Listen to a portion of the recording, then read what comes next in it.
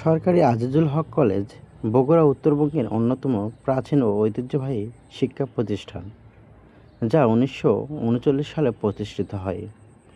Sir Azizul হকের নামে এটা নামকরণ করা হয়।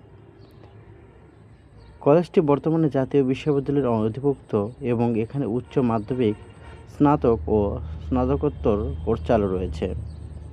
এটি মূলত উত্তরবঙ্গের আলো হিসেবে পরিচিত, যার দুটি ক্যাম্পাস রয়েছে। এটা নতুন ভবনের শহীদ মিনার। সরকারি আজিজুল হক কলেজের সম্পর্কে কিছু গুরুত্বপূর্ণ তথ্য। 1939 সালের জুলাই মাসে এটি যাত্রা শুরু করে এবং 1968 সালে সরকারি কলেজ হিসেবে স্বীকৃতি পায়। বগুড়া শহরের প্রাণকেন্দ্রে এর অবস্থান। এটি দুটি ক্যাম্পাস, যার মধ্যে পুরনো ক্যাম্পাসটি 4 একর জমির ওপর অবস্থিত।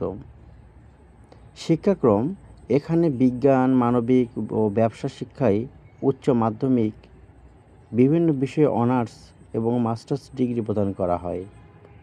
ঐতিহ্য: এটি উত্তরবঙ্গের অন্যতম শ্রেষ্ঠ বিদ্যাপীঠ, যা শিক্ষার গুণগত মান ও সাংস্কৃতিক কর্মকাণ্ডের জন্য সুপরিচিত। এখানে অসংখ্য সুবিধা রয়েছে।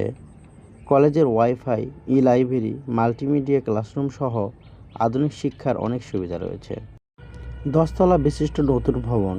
কলেজের শিক্ষার্থীদের দীর্ঘদিনের ক্লাসরুম সংকট নিরসনে একটি আধুনিক 10 তলা ভবন নির্মাণ করা হয়েছে।